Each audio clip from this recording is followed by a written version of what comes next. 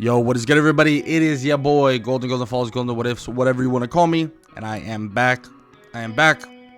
This is What If Naofumi Was in solo leveling, and it's the finale. As I said, it's only gonna be 2 parts, and then we're gonna have the movie. I wanted to make that very clear because obviously, a normal solo leveling What If I do like a What If Sung Jin Woo, and then insert whatever you guys think, that's gonna be a little different.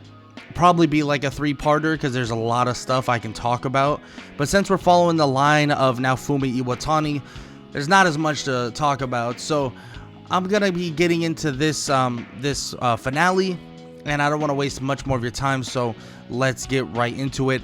Let's get it.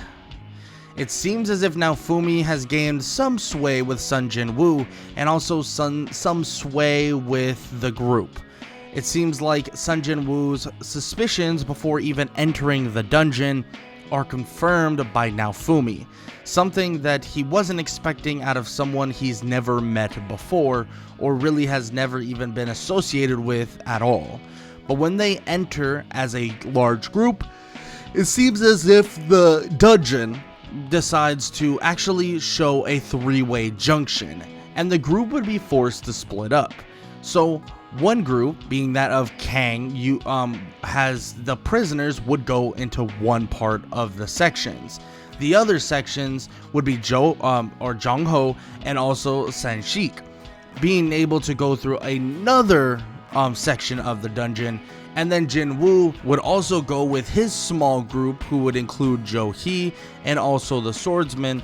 Now, this would be the time where Naofumi actually decides to not go with Sung Jin Woo, going with the 2 people that he doesn't really know much about.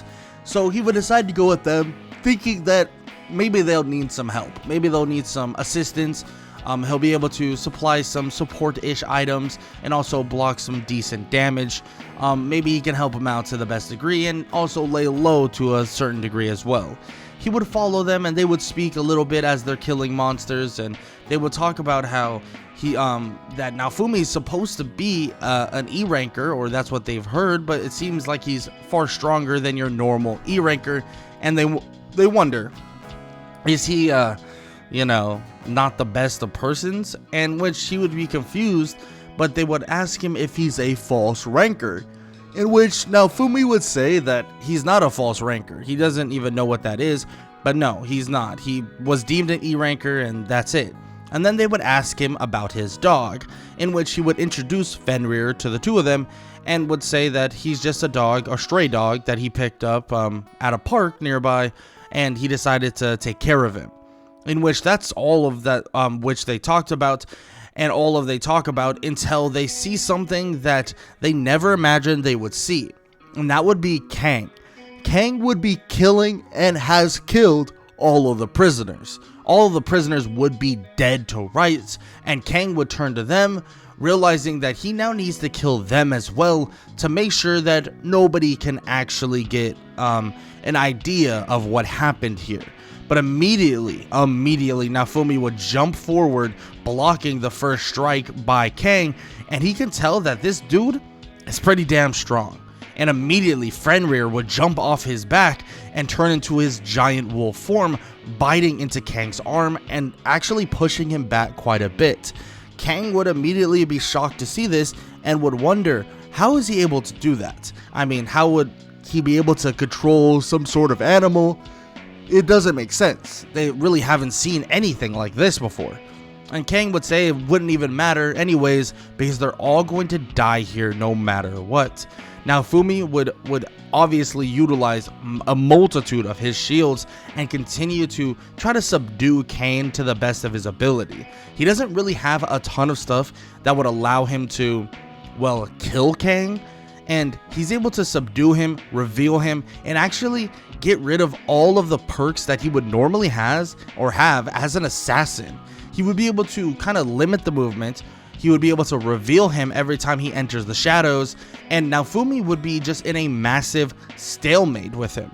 And this massive stalemate would continue on and on because the 2 people he's with, they won't be able to stand a chance against Kang, and Naofumi tells him not to worry about it and not to, well, get involved. he tells them to go find Sung Jin Woo and the other group, and we'll figure out a plan from there. In which they're not sure why they want, or he would want to go get them, but he would tell them to go find them right now. And he would fend off Kang for a while. And this battle would be a pretty crazy one, where Naofumi would take considerable damage, but Kang would also take some passive damage as well, as Naofumi has a ton of shields that would be able to allow him to do some passive, maybe like poison like damage, or even spiky shield like damage, and it would continue on and on. This is very tank versus assassin, but the tank doesn't really do a ton of damage, and that's just the fact of it. Naofumi doesn't do a ton of damage, but he has a crazy amount of sustain, and he has also a crazy amount of healing. So he's able to stay in that fight and just slowly but surely exhaust and whittle down Kang. And the more he does that, the more the opportunity continues to accelerate for him to actually finish him off. But it seems like he's not going to have to finish him off, because as he feels that his like kind of restoration is getting lower and lower, he feels this mass exertion of energy flood through his body, as if a ton of energy comes through him, because, well, Joe He's currently behind him and healing him. He's shocked to see this, as he sees the one-handed swordsman come in spiraling and beginning to fight with Naofumi. Naofumi would tell him that his swordsmanship must be impressive if he can fight with one arm, and the guy would smirk a little bit, and Naofumi would nod his head, saying that he'll give him an opening. Naofumi would immediately slam his shield on the ground, as the ground would quake and shatter as it begins to, or a bunch of vines begin to actually protrude from the ground, going toward the assassin. Kang would try to avoid and enter the shadows once again, but Naofumi would raise his shield, shining a bright light, clearing out all of the mist, all of the dust, all of the shadows, and everything would clear out, and it was as if his assassin-like nature wouldn't matter, and he would have to fight one-on-one with a master swordsman no matter what, in which Naofumi would give openings more and more for the swordsman to kill him, but it seems as if he's not even strong enough to finish the job. But there's one person that is far beyond strong enough to finish that job. Sung Jin Woo would come walking over and tap on Naofumi's shield and say that he's proven enough and that he can handle it from here.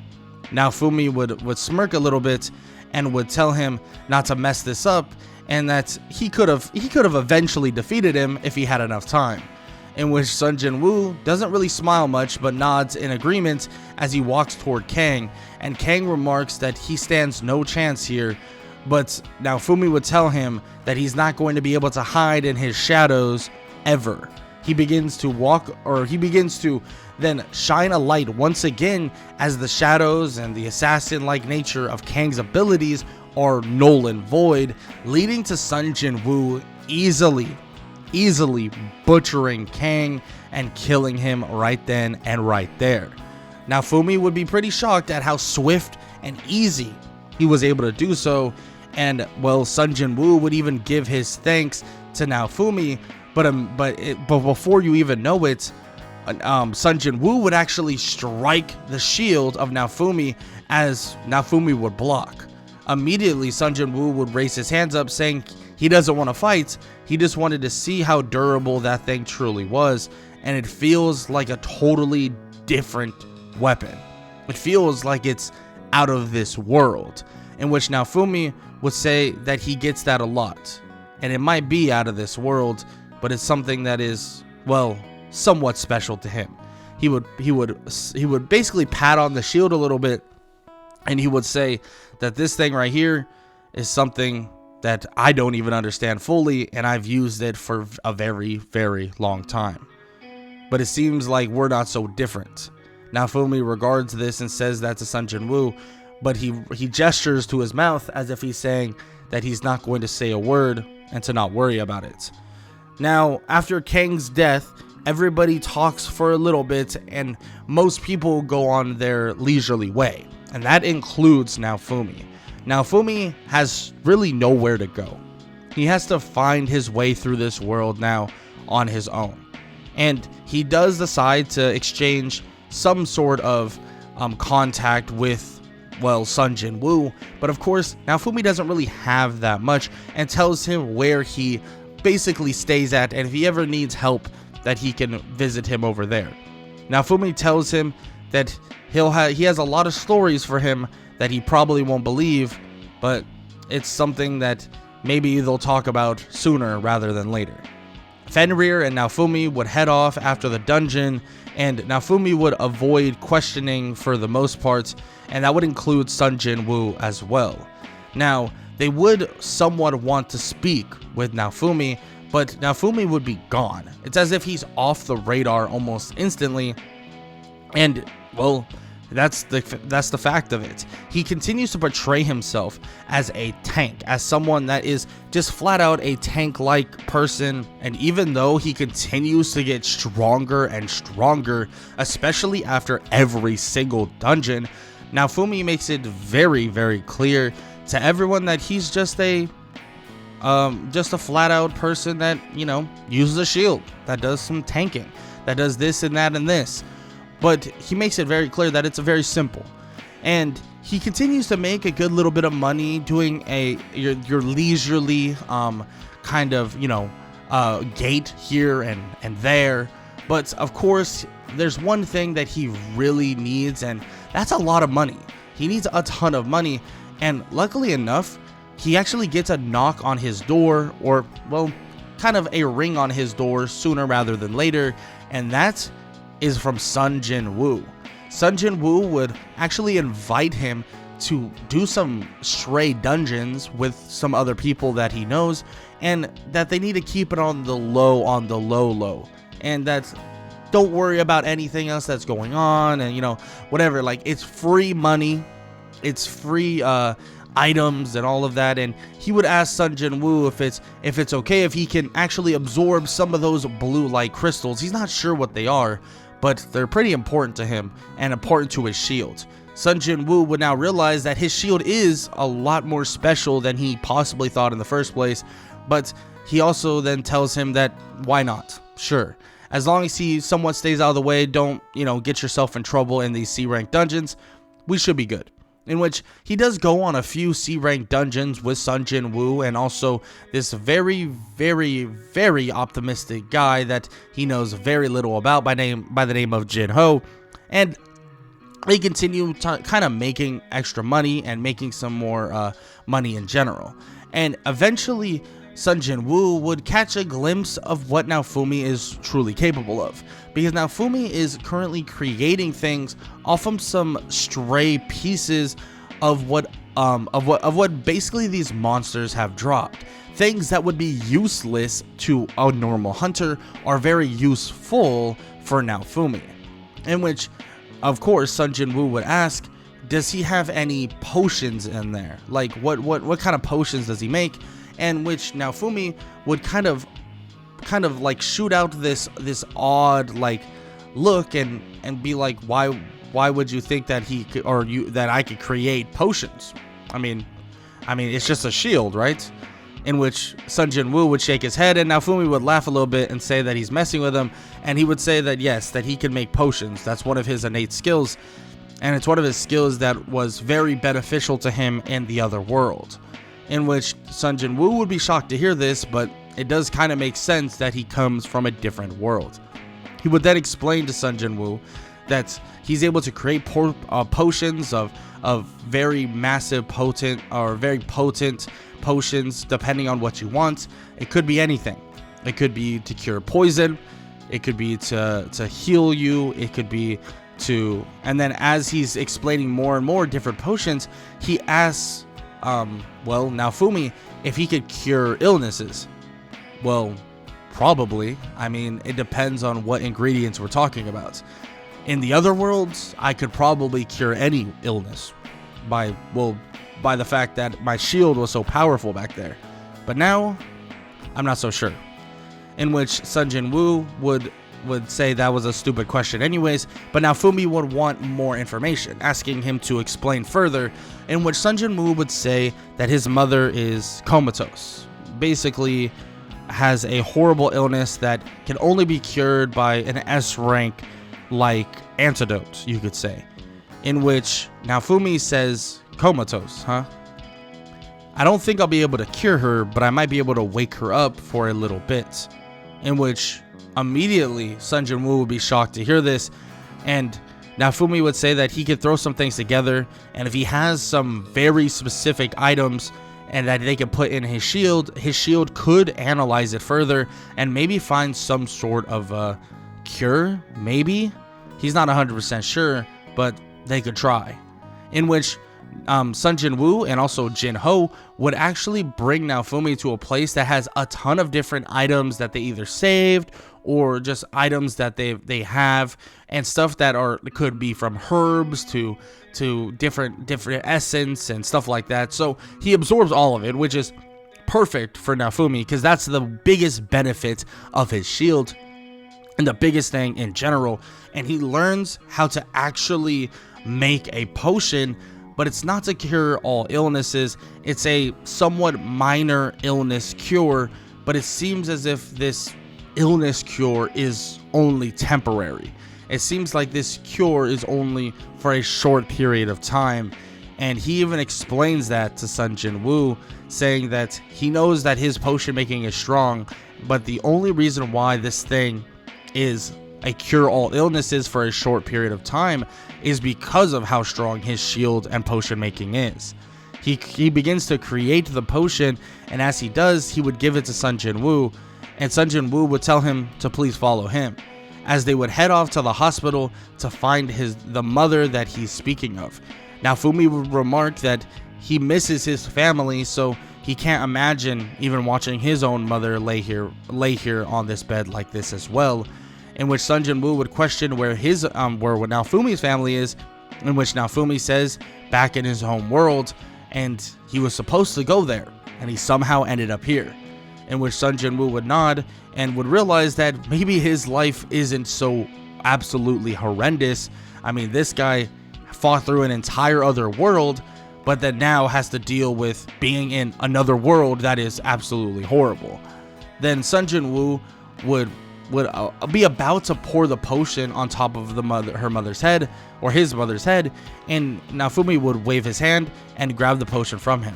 He would tell him that if he enacts the potion, it should be even stronger, so he might get a little bit more time with his mother. In which he would nod as Naofumi would pour the potion on his mother's head, rubbing it in slightly as the potion would basically absorb within her body, and a glow of this green aura would start and then stop. Immediately her eyes would flicker and she would wake up just briefly. Naofumi would sit there as they would have their moments, but Naofumi would look at him about a couple minutes later with a look of she's about to go back into her comatose state. Of course, Sung Jin Woo would be disappointed, but would say that he's going to make sure to cure her in the near future, and that he's getting stronger, and he's not the weak person that he once was. His mother would regard him as someone who is the strongest person she's ever met, and to not worry about those silly rankings, and not worry about those silly people that would call him weak. And immediately, his mother would fall back into her comatose state, and Sung Jin Woo would be teary in the eyes, and Naofumi would be just sitting there, not knowing exactly what to say. Sung Jin Woo would stand up, and then would tell Naofumi that he appreciates everything he's done for him, and that he's going to continue to reciprocate as much as possible, so that he can obviously help him not only get home, but also help him in this world, so he doesn't have to deal with all of the bad things. In terms of, he wants to be able to deal with have a home, have a place, all this stuff, and even tells him that if he needs a place now, he has a place right now that he could definitely stay at if he so chooses.